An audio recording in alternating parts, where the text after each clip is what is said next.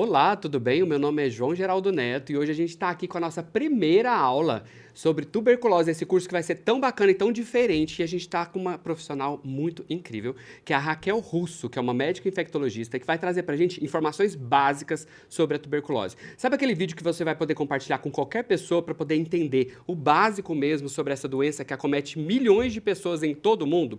Então vamos falar sobre isso e eu tô aqui na companhia da Fabi Mesquita, que vai me ajudar a falar com a Raquel, não é isso, Fabi? É isso aí, João. A Raquel veio aqui com um monte de informações, novidades, coisas para a gente entender melhor sobre a tuberculose. E a gente vai ter uma conversa hoje muito gostosa, né, Raquel? Bom dia, querida. Seja bem-vinda. Bom dia, João. Bom dia, Fabi. Bom dia a todos, todas e todes, né? Estão assistindo a gente. Vamos lá, vamos ter uma conversinha.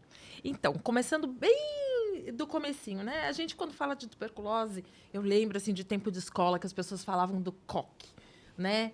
E que foi o cara, né, que descobriu. Aí, quem que foi esse Robert Koch? Por que foi... como que foi a contribuição dele? Por que foi tão importante? O Robert Koch era um alemão, um cientista, né, que ele descobriu justamente o bacilo do Mycobacterium tuberculosis, né? A tuberculose foi de 24 de março de 1882. A tuberculose é uma doença que está aí há muito tempo, né? Desde a época dos egípcios foram descobertos, inclusive, Mycobacterium tuberculosis em algumas múmias.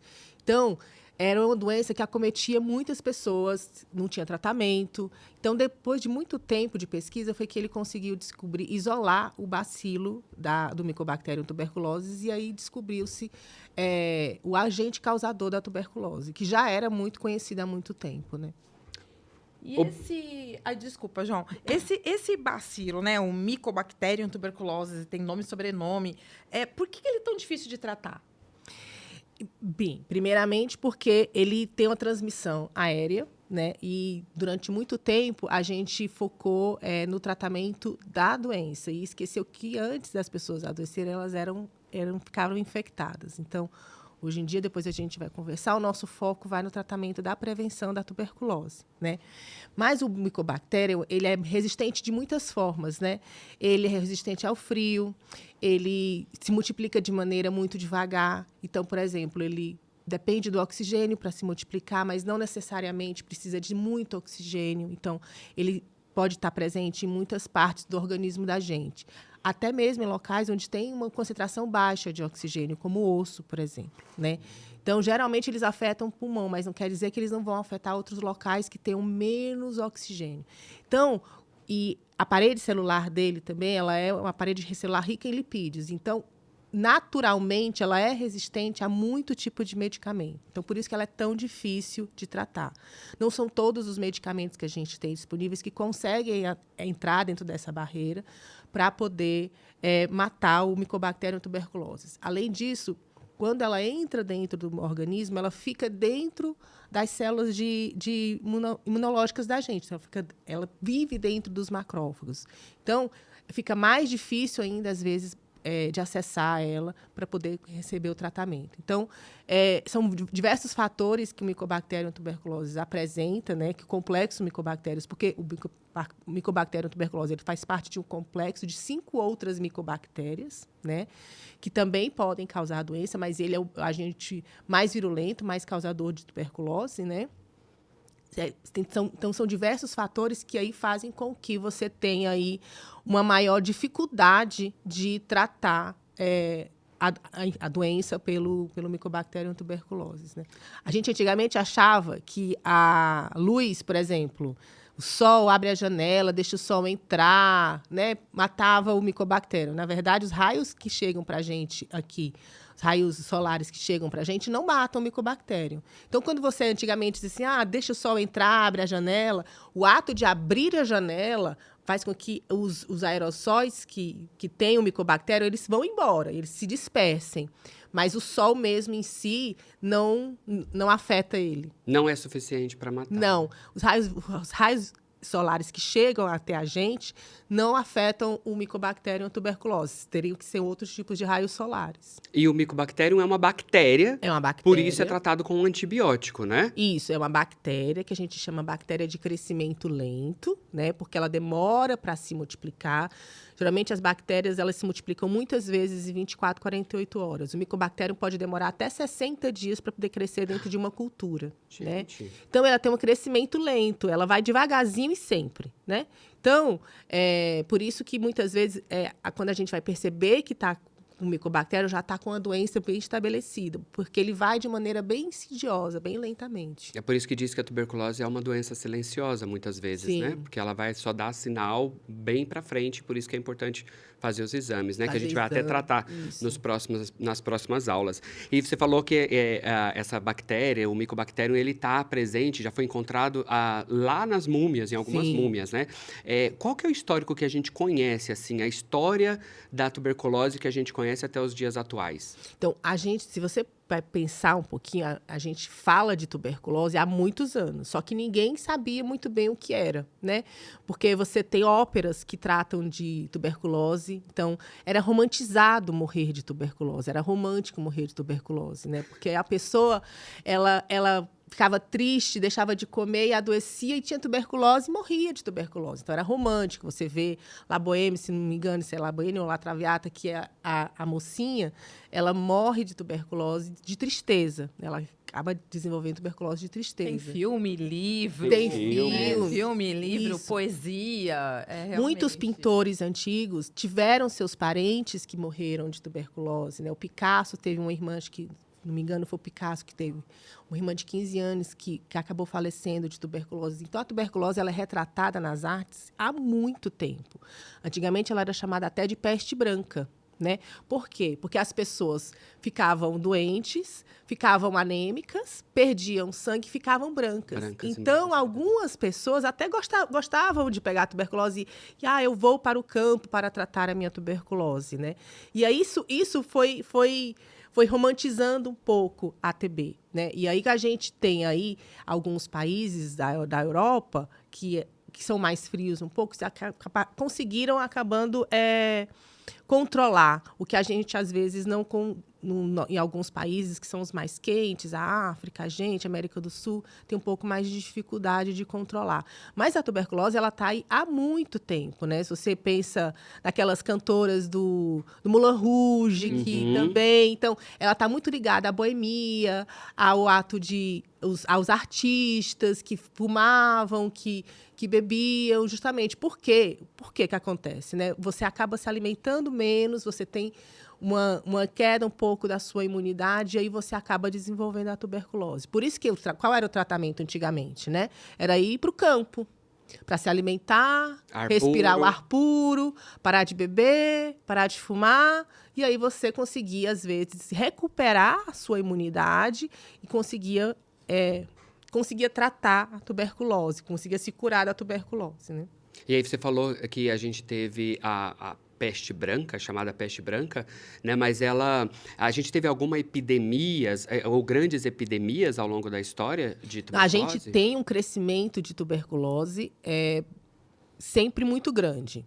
Você tem aí uma diminuição em algum momento, e quando chega a época do HIV, né, que a gente tem aí uma maior concentração de pessoas vivendo com HIV, pessoas infectadas, que têm uma imunidade muito baixa, a curto prazo, você tem aí um boom da tuberculose, né? Então, quando você tem, mais ou menos, em 1980, 70, que você tem o diagnóstico... que você tem o diagnóstico do HIV, que você começa a ter pessoas infectadas pelo HIV, você aumenta a quantidade de pessoas também que desenvolvem tuberculose.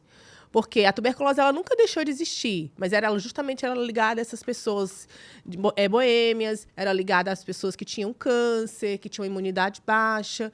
E aí você tem aí uma população, uma massa de população que adoece do vírus do HIV, que tem uma imunidade baixa. Na época, a gente não tinha medicamentos antirretrovirais, né, para poder combater o vírus do HIV. E aí você tem um aumento muito grande, justamente, do adoecimento pela tuberculose, né? Hoje em dia, ainda, a tuberculose ela é a principal causa de morte de pessoas vivendo com HIV/AIDS, né? Então, porque ela infecta muito. Muitas pessoas abrem, muitas vezes, seu quadro de HIV, descobrem seu estado de vírus do HIV por conta de uma tuberculose, né? Ou pessoas que têm HIV há muito tempo, que têm uma imunidade mais falha, por falha dos medicamentos, podem desenvolver tuberculose. Então, é muito importante. Tem essa ligação de tempo entre a descoberta do vírus e a retomada, que a gente fala, da presença da tuberculose na nossa sociedade, né? E talvez seja por isso até que a gente tem um esforço muito grande hoje de enfrentamento, porque hoje são 2 infecções que juntas, né, que é o que a gente chama de co-infecção, causa tanto problema, né? Sim. As 2 são amigas, né? Porque o que é que acontece? O HIV diminui a imunidade, né? Ela diminui justamente as células que são protetoras contra o bacilo da tuberculose, e aí você tem uma disseminação da doença da tuberculose, né? E, geralmente, em doenças muito avançadas de tuberculose, você acaba não tendo tempo suficiente para você poder fazer o tratamento. E acaba evoluindo para um desfecho muito desfavorável, que é o óbito, né? Amigas entre si, inimigas da gente, né? Sim. Impressionante, né? As bestes que não são nossas bestes. Mas, olha, deixa eu perguntar uma coisa. Passando ali pelas múmias, o romantismo, o Moulin Rouge, a arte, até chegar nesse período aí de HIV/AIDS, houve toda uma mudança histórica, social, cultural, né? Sim. Durante todo esse processo, desde que a tuberculose foi descoberta. E aí, como que ficou a evolução do controle e do tratamento da tuberculose dentro desse contexto histórico? Como que evoluiu? Os medicamentos para a tuberculose, eles são muito recentes, né? O principal medicamento que a gente tem, a rifampicina, ela data da década de 60, de 1960. Então, ela é muito recente, né? Então, a gente só consegue mesmo começar a fazer um tratamento importante para a tuberculose a partir da metade do século passado, né? Você tem aí no início a streptomicina, que era um medicamento injetável, mas ela não tinha... Ela agia bem, mas ela não agia tão bem como a rifampicina depois foi descoberta. E a rifampicina ainda hoje em dia é o principal medicamento que a gente usa para o tratamento da tuberculose, mesmo hoje em dia, né? Não teve nenhum outro avanço? Tem outros medicamentos, mas você poderia... Tem outros medicamentos, mas a rifampicina ela ainda é o principal medicamento dentro do esquema de tratamento. Então, a gente teve aí evoluções de usar medicamentos sozinhos, aí percebeu que não dava para usar medicamentos sozinho, então a gente foi associando esses medicamentos, né? Então, hoje em dia, a gente usa 4 substâncias, 4 medicamentos, 2 que matam a bactéria e 2 que impedem o crescimento dela. Que aí a gente faz com que a tuberculose não volte, né? Que ela não tenha uma recaída. Então, a gente tem aí, nos 2 primeiros meses, essas 4 drogas. E depois, nos outros 2 meses, a gente tem uma rebarba para tentar matar o que sobrou, que a gente usa rifampicina e isoniazida, né? Então, tem medicamentos novos, especialmente para tratamento de tuberculose resistente. A gente tem a bedaquilina, a delaminida. Tem um monte de medicamentos novos, né? Mas que ainda não são tão eficazes como a rifampicina. É engraçado, porque a gente não conseguiu evoluir nesse ponto, né? Mas o tratamento da tuberculose, ele é eficaz. Isso é bom, né? Porque o tratamento de uma bactéria é difícil, às vezes, a gente conseguir um mesmo antibiótico que consegue ser tão eficiente, né? Se ele é feito de maneira adequada, ele é eficaz. Então, a gente aí tem essa evolução, sim, muito boa em relação a medicamentos. A gente tem uma gama maior de medicamentos para tuberculose do que a gente tinha na década de 60, mas ainda a rifampicina ela é o principal tratamento, né? Então, como é que a gente consegue o controle? O controle da tuberculose ele é muito difícil, né? Porque a pessoa demora muito tempo para descobrir que está com tuberculose. Daí ela já contaminou todo mundo. Então, uma das coisas que a OMS tem feito recentemente, de uns anos para cá, acho que 2015, quando a gente pensa no NDTB, é justamente pensar naquelas pessoas que estão antes delas adoecerem, que estão infectadas. Porque você pode estar infectado, mas não estar doente, né? Uhum. Então, quando você está infectado, você toma um medicamento para impedir o adoecimento, que é o que a gente chama de profilaxia de tuberculose, né? Tratamento preventivo de tuberculose. E aí, essa pessoa ela tem uma chance elevadíssima de não adoecer para tuberculose. Então, quando a gente faz isso, a gente quebra o ciclo de transmissão. Se eu só trato a tuberculose a doença, que é o que a gente faz há muito tempo, né?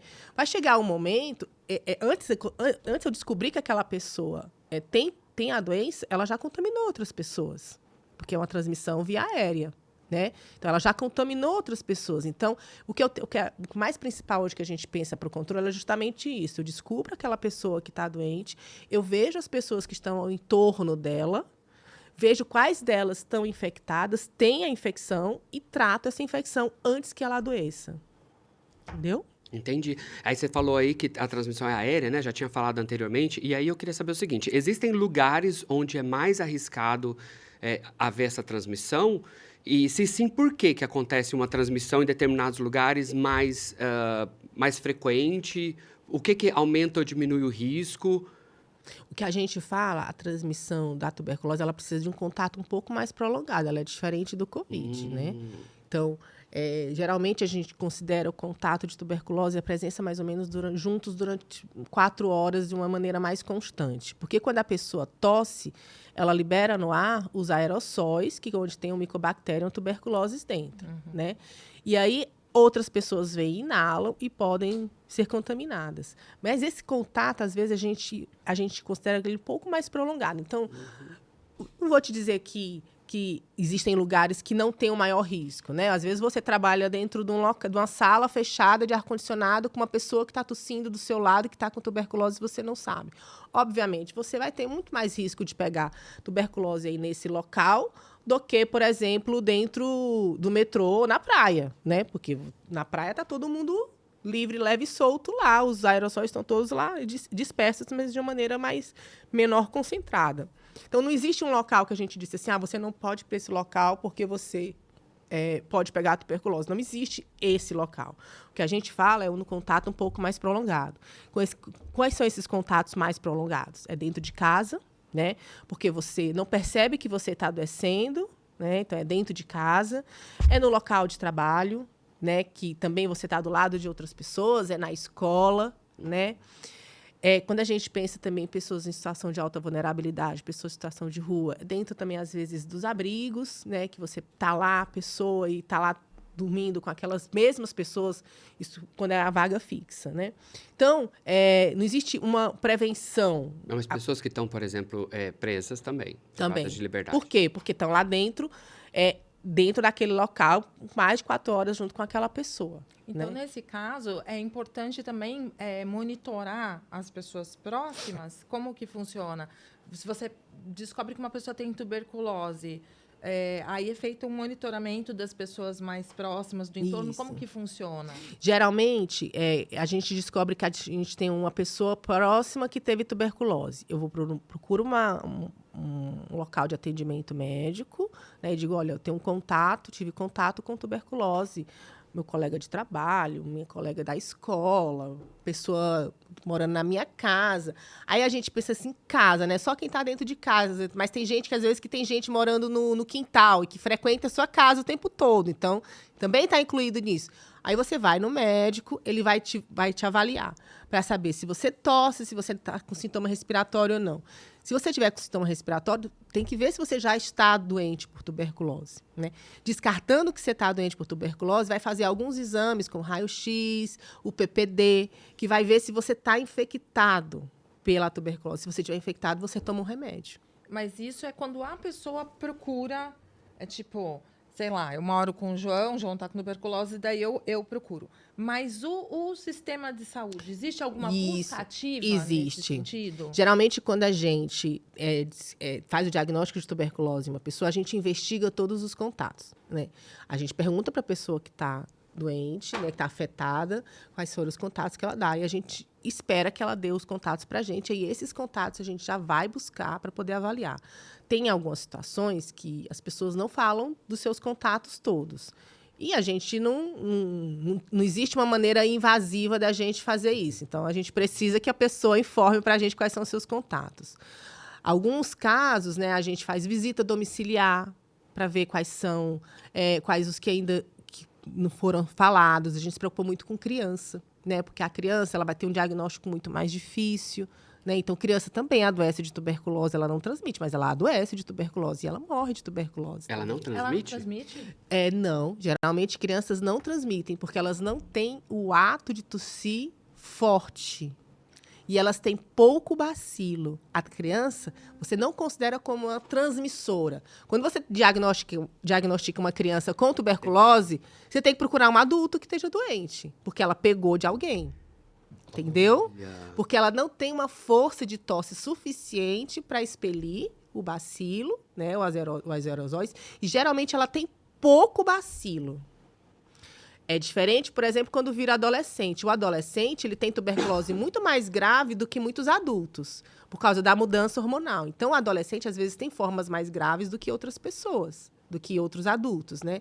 E tem formas tão graves como as crianças, mas aí ele é bem transmissor, porque ele tem uma capacidade de tosse e muito bacilo para poder transmitir. Agora, as crianças pequenas, até 10 anos, elas não transmitem tuberculose. Mas mesmo não transmitindo, elas podem ter uma tuberculose severa, grave, com risco de óbito? Sim. Ou o fato de ter pouco bacilo? Não.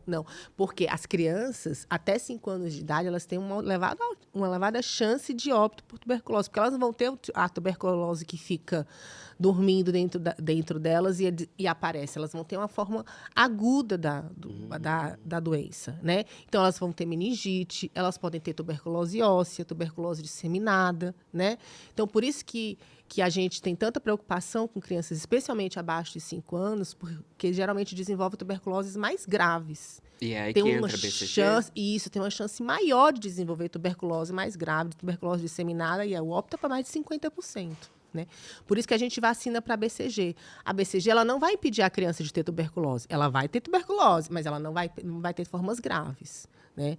E ela não impede o adulto de ter tuberculose. Ele vai ter tuberculose. Né?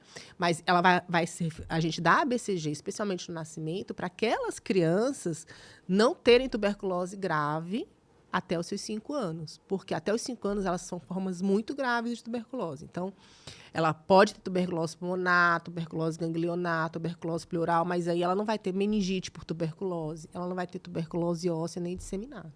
Entendeu? Entre os sintomas, assim, que você está falando aí dos sintomas, né? A gente tem esses sintomas, então, nas crianças, que ficou claro que para mim eu entendi.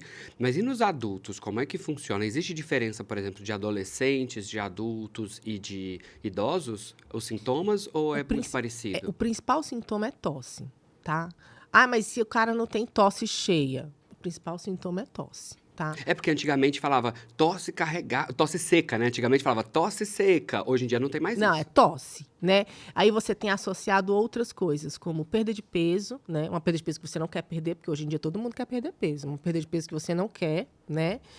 Suadeira de noite, aquela suadeira que você tá... Aquele frio, mas você tá molhando a roupa de tanto suor.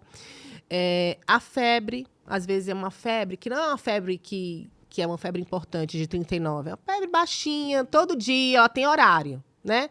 Aquela febre baixinha, todo dia, você assim, lá vem a febre de novo, né?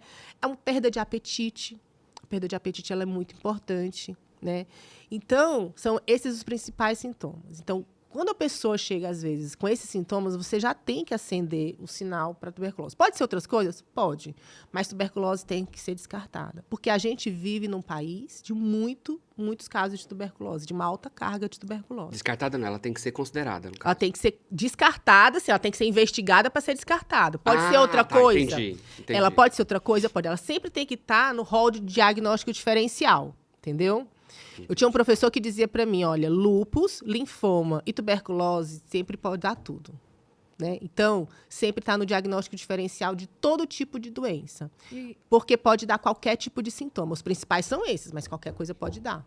E um diagnóstico tardio, por conta disso, é mais difícil de você... Eu imagino que seja mais difícil diagnosticar, já que ela tem tantos sintomas que são comuns a outras doenças, né? E no caso de um diagnóstico tardio, o que isso pode ocasionar para a pessoa? Às vezes você tem pessoas que vão nas unidades de saúde e que, o senhor está com pneumonia, trata pneumonia. Daqui a um mês, no novo, a pessoa volta lá. Ah, estou com pneumonia de novo. Tem 4, 5 pneumonias, na verdade, não é tuberculose. E aí vai adiando o início do tratamento da tuberculose. E aí ela vai ficando a pessoa vai ficando cada vez mais comprometida, vai tendo muito mais fraqueza, né? O pulmão vai se desfazendo, porque a tuberculose ela causa uma necrose pulmonar, né? Então você vai tendo perda de pulmão, né? Capacidade mesmo de Isso, respirar. vai ficando cada vez mais fibrosado, cicatricial. Às vezes você começa a ter hemoptise, que são aqueles sangramentos, aquelas tosses com sangramento, né? Porque aí você corrói tanto o seu pulmão que chega num vaso e aí não para mais de sangrar e morre sangrando o pulmão, entendeu? Ou às vezes disseminou para o sistema nervoso central, você tem uma tuberculose tão grave que disseminou, se você tem uma meningite por tuberculose, você tem uma tuberculose hepática, você tem tuberculose no coração, em todo canto. E aí vai ficar cada vez mais difícil o tratamento. E a chance de você ter sequela por isso é cada vez maior, né? Então, quando você tem uma doença, uma sepse por bactéria, né? Quando a sepse é muito grave, mesmo você dando os antibióticos, é muito difícil o tratamento. A tuberculose, a gente não vai ter uma sepse por tuberculose aguda, como a gente tem numa bactéria. Mas a gente também vai ter um quadro de disseminação e aí bacteriana intensa e que muitas vezes você começa o tratamento, não dá tempo de você melhorar aquela pessoa. E aí ela vai morrer, né? Então, é por isso que tanta gente ainda morre, porque não descobre, acha que é uma gripe mal curada. Ah, não, eu peguei uma gripe e tô com essa gripe aí mal curada. Mas por que você não vai no médico? Não, porque é uma gripe mal curada, eu vou tomar um xarope. 2 meses. Vou tomar um xarope, vou ficar bem. Muito comum, né? É muito comum. Às vezes as pessoas recorrem até, ao invés de ir no médico. hospital ou numa policlínica, vai na farmácia. Farmácia. Aí pega um Porque xarope. porque xarope não precisa de Isso. receita, né? Então, Um você fala, antigripal, eu né? preciso Um antialérgico. E aí, por causa quando ela da vai tosse. descobrir, ela já tá muito afetada, já tá muito doente. E aí você começa o tratamento. E muitas vezes o organismo reage, mas outras vezes não. E aí, dependendo, se for uma pessoa de vulnerabilidade muito alta, uma pessoa em situação de rua que tem baixa alimentação, uma pessoa vivendo com HIV/AIDS, que tem uma imunidade baixa, né? Uma pessoa idosa, que já tem uma capacidade menor de reagir a essas infecções, você tem uma chance muito maior de óbito, né? É diferente de você ter um adulto rígido, que não tem problema de saúde nenhum, e você tem a tuberculose, você começa o tratamento. É diferente de você ter alguém que já tem uma comorbidade, que já tem algum problema de saúde, que vai atrapalhar aquele tratamento. E para chegar a esse diagnóstico, como é que é? O que é feito? Quais são os exames que a gente pode fazer? Você citou alguns, mas assim, fala pra gente em detalhes como O que funciona. diagnóstico... Dos mais comuns até os mais complexos, precisos. Isso. O diagnóstico que a gente mais faz, diagnóstico de tuberculose, é o escarro, né? No escarro, a gente tem possibilidade de fazer 3 exames, né? O exame teste molecular rápido, que é um exame que está aí aqui no Brasil mais ou menos desde 2014. Temos a baciloscopia, né? Que é quando você vê o bicho, que é o que está aí há mais de 100 anos, que foi o Koch que descobriu pra gente. E temos a cultura, que é quando a gente espera o bicho crescer, né? O bicho vai crescer, a gente tem a cultura. Tá? Aí demora, às vezes, 45 dias. Então, o teste molecular rápido, hoje em dia, a gente pode ter em 2 horas, no mesmo dia, a gente tem o resultado. Tá? Porque ele não vai ver o bicho, ele vai ver uma parte do bicho, vai ver uma parte do DNA da micobactéria. E aí, se a pessoa nunca teve tuberculose, aparece isso dentro dela, ela tem tuberculose. Você vai fazer raio-x, você vai fazer tomografia, né?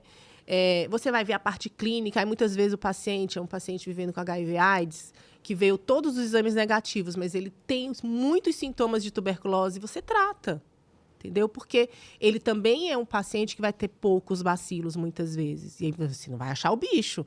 Mas você tem uma paciente que tem uma vulnerabilidade alta, que tem sintomas de tuberculose. Você vai tratar a tuberculose. Continua investigando, mas você vai tratar. Por quê? Porque a tuberculose pode matar ele, né? Hoje em dia, para pessoas vivendo com HIV/AIDS, a gente tem o LF-LAN, que é tipo como se fosse um teste rápido na urina, em que a gente vê o bicho também. Então, o paciente, quando ele está com uma imunidade muito baixa, o CD4 menor do que 100, ele faz um exame de urina E você vai ver o bicho lá também. Então, você também já pode fazer um diagnóstico, porque geralmente esses pacientes têm uma bacteremia, né? E aí a bactéria vai sair pela urina. E é rápido quanto? Assim, esses É rápido, exames? 2 horas. É 2 como se fosse um teste rápido para HIV. Você faz lá no SAI, né? E sai o resultado na hora, né? Então, esse também é um exame que a gente agora tem desde o ano passado, né? Então, a gente tem em todos os SAIs da gente. Então, o escarro, né?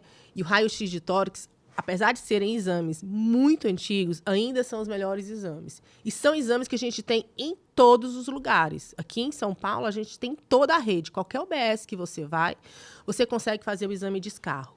O raio-x não tem em todo canto, mas tem muitos locais que a gente consegue fazer. Fez o raio-x, tem uma imagem que a gente não sabe mais ou menos, tem condições de fazer a tomografia, entendeu? Agora, como eu estou te dizendo, eu sou infectologista há muito tempo. Eu trabalhei por 15 anos com pessoas vivendo HIV, AIDS, atendendo essas pessoas. Então, assim, chegava um paciente que tinha uns sintomas parecidos com tuberculose, eu não conseguia achar o bicho, eu não esperava ele ficar muito doente para tratar ele. Eu tratava ele. E aí a gente vai fazer o quê? A gente vai acompanhar os sintomas. Ele melhorou, ele ganhou peso, ele parou de fazer febre, ele parou de tossir. Isso na medicina a gente chama de prova terapêutica. Então, funcionou. Então, se funcionou, provavelmente era. Eu tratei ele não melhorou, tá piorando. Então, vamos procurar outra coisa. Entendeu? Então, a gente tem ainda essa facilidade, né? Para quando a gente tem pessoas que estão com sintomas muito exacerbados.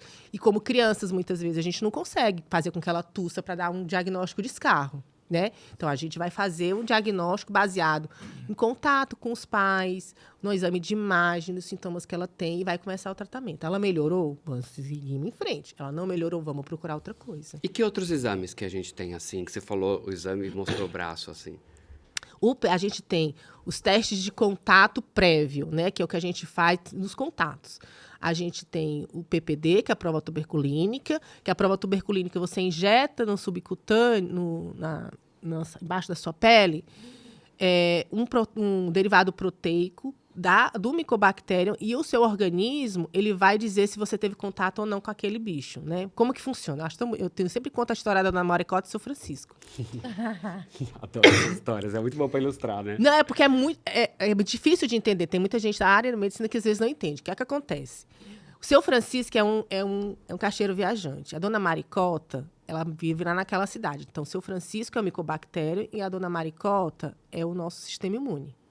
O seu Francisco, a primeira vez ele veio aqui na cidade da Dona Maricota. Então, primeiro contato do Mycobacterium tuberculose com o nosso sistema imune. A Dona Maricota conheceu ele, tá? Ele foi embora. Aí, de uma outra vez que o seu Francisco aparece, ele não só vai conversar com a Dona Maricota, ele vai conversar com a Dona Maricota e as amigas. É a mesma coisa o PPD. Então, o primeiro contato que a gente tem com o Mycobacterium tuberculose, a gente vai ter uma resposta imune aqui de memória. Eu lembro daquele bicho. E outra vez, quando a gente vai fazer o PPD, a gente injeta esse derivado proteico. E aí, é como se a Dona Maricota chegasse assim, olha, Francisco chegou lá, vamos lá todo mundo conversar com ele.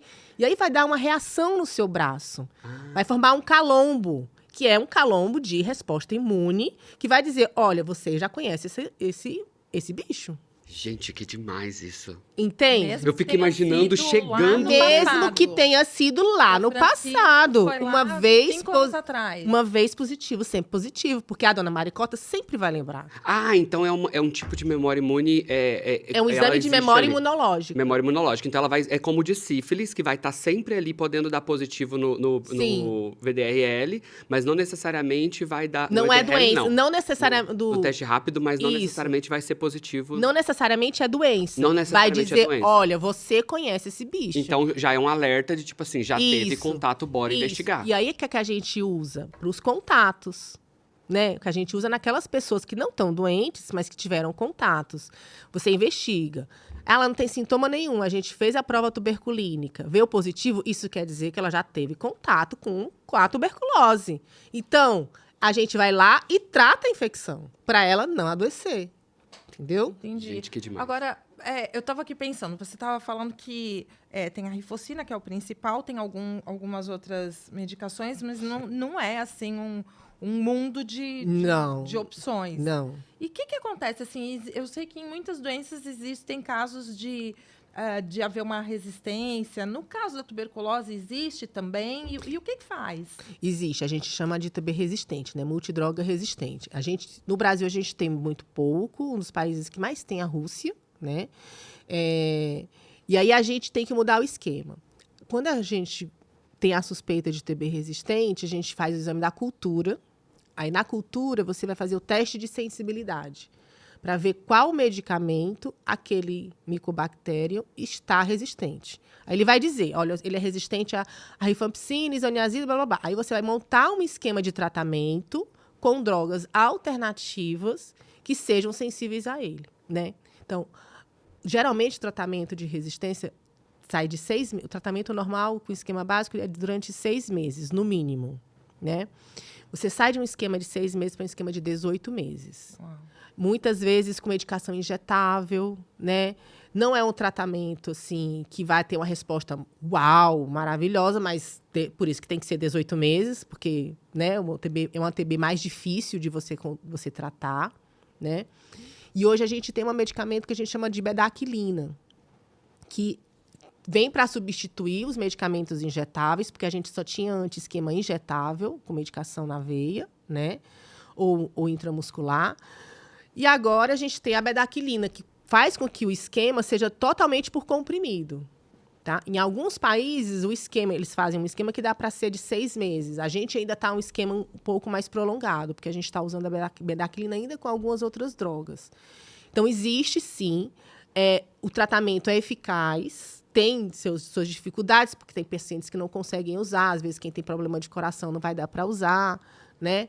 Mas é eficaz, sim. Então, mas é muito específico. Então, essa pessoa... E resistente e multiresistente se refere à quantidade de medicamentos? Isso. A gente tem o monoresistente, que é quando é resistente a um medicamento só. Poliresistência, que é quando mais de um medicamento. E tem multidroga resistente, que muitas vezes não tem nenhum medicamento para fazer. Né? Uau, Às vezes tem... São essas poucas... São essas poucas medicamentos que acaba fazendo. Né? São medicamentos muito antigos, que a gente não usa mais, mas que não tem a opção de usar, porque não tem mais. Existe até gente que já é resistente, por exemplo, à bedaquilina, né? Mas continua fazendo o tratamento. Por que não para o tratamento? Né? Porque o objetivo é diminuir a quantidade de bicho, né? De micobactério dentro do corpo para poder diminuir a doença, tá? E por que a tuberculose continua ainda hoje sendo uma preocupação global, assim, de saúde pública? Porque muita gente morre de tuberculose. Mas por que morre? É essa pergunta que não quer calar, né? Aí a gente volta para o começo da nossa conversa. Porque é uma doença que demora muito para se manifestar, né? É uma doença de transmissão via aérea, que demora muito para se manifestar. Quando a pessoa vai manifestar a doença, ela já contaminou outras pessoas. Por isso que agora os esforços do mundo inteiro estão em catar as pessoas que não chegaram a adoecer ainda, né? A gente aqui no município de São Paulo, a gente tem feito uma campanha muito grande para pegar os contatos, investigar os contatos e tratar a infecção antes que a pessoa adoeça.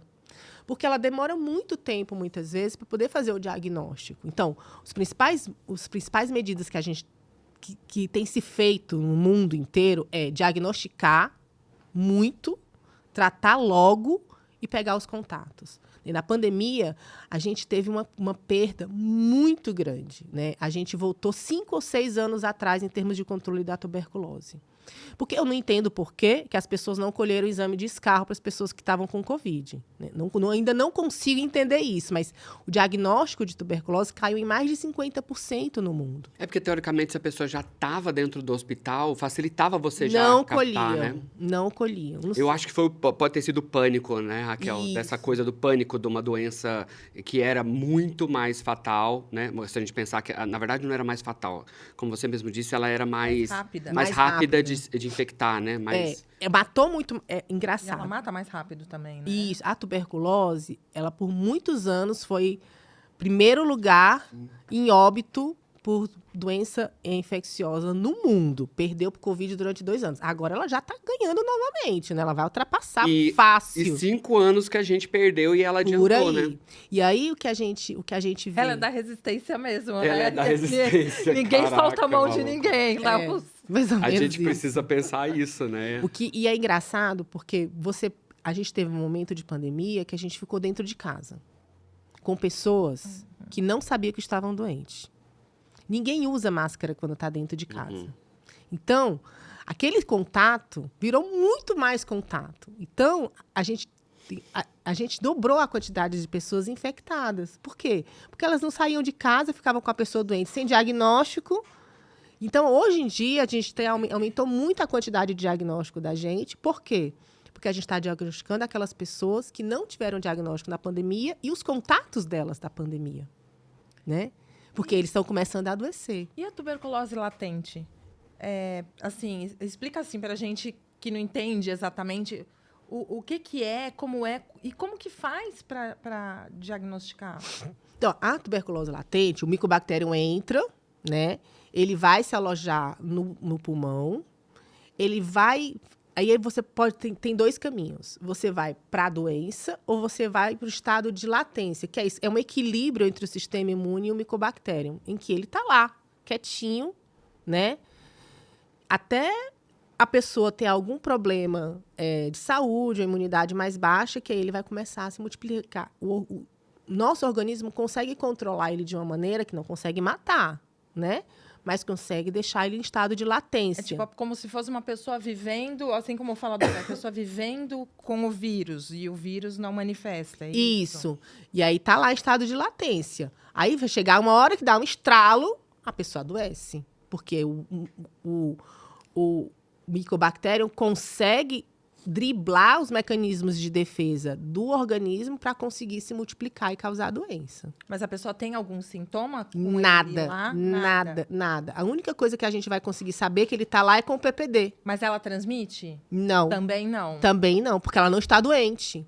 E aí, quando que é necessário você fazer um exame, um teste para diagnosticar sempre que ela que latente? contato, sempre que você tem contato com tuberculose, você tem que fazer os exames de avaliação para ver se você está com infecção latente, né?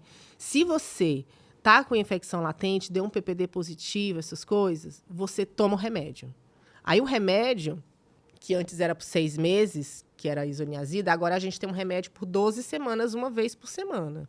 Então, melhorou muito o remédio, né? Você toma 3 comprimidos, uma vez por semana, durante 12 semanas. Então, melhorou muito. E aí, você diminui em mais ou menos 85% a 90% de chance de adoecer. E aí, na hora que você não adoece, você não transmite. Entendi. Então, quanto mais precoce, melhor é o tratamento, né? Então, assim, da infecção latente pela tuberculose de 6 semanas, de 6 meses. 6 meses até a tratamento de 18 meses, né? Que é da tratamento da infecção multiresistente, em alguns casos ali, que felizmente são menos casos aqui no Brasil, Eu né? ouvi dizer também que tem casos, por exemplo, se a pessoa tem algum problema autoimune ou se a pessoa faz quimioterapia ou toma biológicos, também precisa de... Isso, aí você vai fazer investigação, aí você não foi contato. Mas você vai entrar no estado de imunossupressão muito grande. E aí faz o mesmo exame. Você vai fazer os mesmos exames. Deu que você teve contato com Mycobacterium tuberculosis, você trata. Infecção latente, né? Da mesma forma para as pessoas vivendo com HIV/AIDS. Entendi. Pessoas vivendo com HIV/AIDS que tem um CD4 abaixo de 350, descartou tuberculose, pode fazer tratamento de infecção latente. Entendeu? Se tem um CD4 acima de 350, você faz o PPD para ver se ele teve contato. Se ele não teve contato, faz no próximo ano. Se ele teve, trata. Né? Por que não faz com CD4 abaixo de 350? Porque o sistema imune está muito fraco. Então, se o PPD vier negativo, não quer dizer nada. Isso quer dizer, é como se, voltando para o seu Francisco e para a dona Maricota, as amigas da dona Maricota foram viajar. Então, não dá para poder dar positivo. Então, quando é abaixo de 350, o paciente nunca tratou infecção latente de tuberculose, nunca. Você trata a infecção latente de tuberculose nessa pessoa, vivendo com HIV/AIDS, para que ela não adoeça. Por quê? Porque a chance de adoecimento e de óbito nessa população é muito alta. Eu já ouvi falar, assim, que a alimentação, ela é muito importante nessas questões de tuberculose, de tratamento, de cuidado da tuberculose. Faz sentido? Sim, faz sentido, porque quando você tem uma alimentação saudável, você reforça o seu sistema imune, né? Mas tem situações como em câncer, como o uso de imunobiológico, ou pessoas vivendo com HIV/AIDS em estado muito avançado, que você pode se alimentar, você se alimenta bem, mas aí a deficiência do seu organismo é outra. A causa da deficiência do seu sistema imune é outra, não é a sua falta de alimentação. O que a gente vê muito em pessoas desnutridas é que elas não têm outros problemas de saúde, mas se ela não se alimenta, ela não vai ter um sistema imune forte o suficiente para poder combater doenças, então ela vai ficar doente, né? Mas existem outras causas que você pode ter uma diminuição desse sistema imune e ter uma imunossupressão. E aí, por mais que você se alimente, vai ajudar, mas não é um empecilho para você adoecer, entendeu? Então, na verdade, a gente pode considerar que existe um impacto social muito grande da tuberculose e principalmente com as populações mais vulnerabilizadas, né? Tanto pela questão da alimentação, como a própria questão da saúde de outros campos da própria saúde da pessoa. Sim. E da questão ambiental também, né? Pessoas que moram em cortiços, né? Em barracos. Sim. Então, a gente pode... É uma doença que está muito... Ou mesmo, como você falou, pessoas privadas de liberdade. Existe um impacto que ela é desigual, né? Sim. A desigualdade social, ela hoje em dia é uma das principais causas de adoecimento por tuberculose, né? Porque você vê que muito mais pessoas pretas, pardas tendo tuberculose, pessoas em situação de rua tendo tuberculose, pessoas de baixa classe social tendo tuberculose por diversos motivos sociais, né? Quando você tem aí, como você falou, é muito mais diferente quando você tem 10 pessoas vivendo num ambiente de um quarto e sala, ou quando você tem 2 pessoas vivendo numa mansão. Uhum. A taxa de adoecimento aí vai ser muito menor, você concorda? Né? O acesso à saúde vai ser menor, o acesso à alimentação vai ser menor. Né? A gente tem uns estudos que falam que pessoas em situação de rua têm 56 vezes mais chances de adoecimento de tuberculose do que a população geral. Né? Mesmo que essa população geral seja uma população de elevada vulnerabilidade. Né? Então, para você ver como a desigualdade social e a exclusão social, quando a gente pensa em população em situação de rua, a gente pensa em exclusão social. Né? Eles são invisíveis. Então, como isso pode afetar justamente o adoecimento para a tuberculose. Para muitas doenças, na verdade, né? Mas para a tuberculose, especialmente, porque, como você falou, está muito ligado também a ficar na rua, a não ter... pegar sereno, que a gente, no meu interior, falava pegar sereno. Uhum. Pegar sereno, a não se alimentar direito, a não dormir direito, né? Você tem aí um conjunto de situações sociais que levam a um desequilíbrio interno mesmo, que levam a um desequilíbrio do próprio organismo. E aí esse desequilíbrio vai fazer com que doenças, né, elas possam aparecer em maior frequência. E mesmo com esses tratamentos que a gente está tendo hoje, a adesão ainda é um desafio? A adesão ao tratamento? Sim, a adesão. Porque quando você imagina, né? Você está aqui tratando, aí é um tratamento de 6 meses, mas com 1 mês você já está ótimo. Parou o sintoma... Esse médico tá louco. Eu não preciso tomar tanto remédio, porque esse médico tá louco. Ele tá exagerando. Então, não preciso tomar o tratamento. E aí relaxa. Aí relaxa, né? Ou é uma pessoa em situação de rua. Ele tá aqui hoje, não tá aqui hoje, tá aqui no outro lado. E aí vem a polícia e tira tudo, inclusive os medicamentos. O rapa leva os remédios todos do paciente, né? Aí, então, fica muito mais difícil de você tratar, né? Então, você tem um trabalho, aí você tá tomando remédio, ficou 15 dias afastado. Já é um problema ficar 15 dias afastado, muitas vezes, de alguns trabalhos, né? Por que ficou afastado 15 dias? Ele tá com tuberculose. E aí vem o estigma, vem o preconceito das pessoas, né? Então, muitas vezes, eles não querem ficar afastados do trabalho justamente por isso. Aí tem que Não pegar querem nem dizer, né, que estão com tuberculose. Isso. Aí vão no postinho, né? A gente tem os horários de funcionamento. Muitas vezes tem dificuldade no postinho, não consegue fazer o tratamento diretamente observado, mas aí pega o remédio.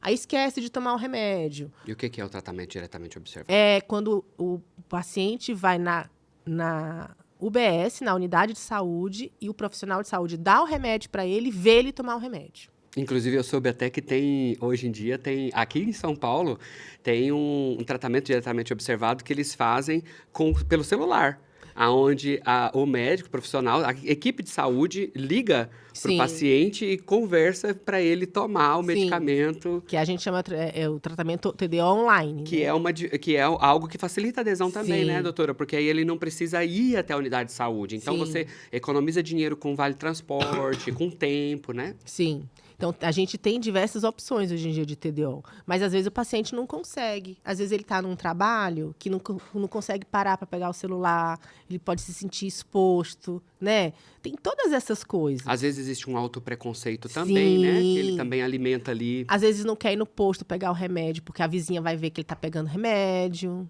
né? Então, a gente tem que pensar essas dificuldades. E tomar remédio todo dia não é fácil. Não é. Quem toma remédio todo dia sabe que tomar remédio todo dia não é fácil. Tudo bem que tem um prazo aí, né? Você vai tomar durante 6 meses. Tem gente que vai tomar remédio para a vida toda. Não é o caso da tuberculose, né? Mas tomar remédio todos os dias, ele demanda uma certa disciplina, uma certa força de vontade de você conseguir tomar aquela medicação todo dia. Né? Então, é difícil mesmo. Ainda mais se você não sente nada. A falta de sintoma, infelizmente, é um inimigo do tratamento. E aí é pior ainda quando é tratamento de infecção latente. Quando é o tratamento preventivo. Porque ele nem ficou doente. Ele nem ficou doente. Por que eu vou tomar remédio se eu nem fiquei doente? Agora eu tô com dor de barriga, tô com dor de estômago, tô com... Porque não tinha nada. Aí Agora... foi só tomar... então é muito difícil. Então, a coisa do estigma... também pesa, tá né? muito frequente, muito presente mesmo. Doutora Raquel, a gente precisa finalizar, que acho que a gente já deixou mais clara muitas informações aqui que a gente precisava. Foi um prazer enorme falar. Eu espero que você tenha ficado tranquila nessa aula diferente, assim, né? Porque quando a gente coloca câmeras, geralmente as pessoas ficam mais nervosas, ansiosas. Mas, assim, é de extrema importância a gente fazer um material, um conteúdo como esse, porque a gente vai disseminar isso, né? De um lado, disseminar positivamente, né? Uhum. Então, vamos levar essas informações para muitas pessoas. Então, eu queria agradecer muito por você ter participado aqui com a gente, ter disposto essas horas para que a gente pudesse falar e levar essas informações para outras pessoas, tá? Eu que agradeço o convite de seu, João, e da Fabi, da pessoal da Rede TB também, né, que é sempre parceiro da gente. Você quer falar alguma coisa, Fabiana? Não, ela estava falando dos aerossóis, né? Então, assim, que essas palavras aqui, que essas informações, elas se espalhem como aerossóis. Pode falar assim? Pode. Aerossóis da informação, do conhecimento, para que a gente possa aprender. Eu mesma aprendi um monte de coisa hoje, coisas que eu não sabia. E também a gente pensar, né, refletir do ponto de vista da saúde, mas também do ponto de vista social, do preconceito, do estigma, que a gente possa permanecer lutando. E que bacana, você é uma médica, infecto, às vezes a gente tem uma imagem dos médicos, uma coisa ali tão, né, distante, iluminada, e você iluminada mais próxima. Então, agradecer muito a tua presença, a tua contribuição. Obrigada, eu que agradeço. Então, beijo para todos. Beijo para todos. Eu queria agradecer, então, agora a todos vocês que estão aqui assistindo, né? Além da doutora Raquel e da Fabi, agradecer a todos vocês que estão aqui assistindo. Convidar todos para que possam acessar os conteúdos que a gente tem disponível aqui nesse curso, né? Todos os cursos, desde mais básica informação até as mais complexas informações. Lembrando que todo esse esforço está sendo feito para todas as pessoas, tá? Isso aqui não é um curso apenas para profissionais, não é orientações apenas para profissionais. É para pessoas que estão em casa, interessadas em absorver conteúdo de qualidade produzido por pessoas que sabem o que estão falando. Então, eu conto com vocês também, nós contamos com vocês, para que vocês compartilhem essas informações com o máximo de pessoas que vocês conhecerem, tá bom? É isso, um beijo e até o próximo vídeo. Tchau, tchau!